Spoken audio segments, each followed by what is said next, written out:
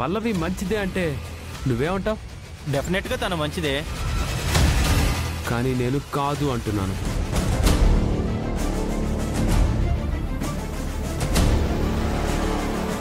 ఏ పల్లవి ఏం చేసింది? తను కష్టంలో ఉంటే తనకి సాయపడ్డాను. తను కేసులో ఇరుక్కుంటే తను బయటపడాలని నేను ట్రై చేశాను. దాన్ని నువ్వైతే ఏమనుకుంటావు? థ్యాంక్స్ చెప్తాను. కానీ తను లవ్ అనుకుంటుందంట.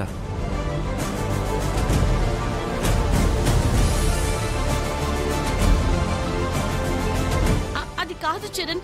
అక్షిత చూడు పల్లవి, చూడు, అక్షితని నేను లవ్ చేశాను.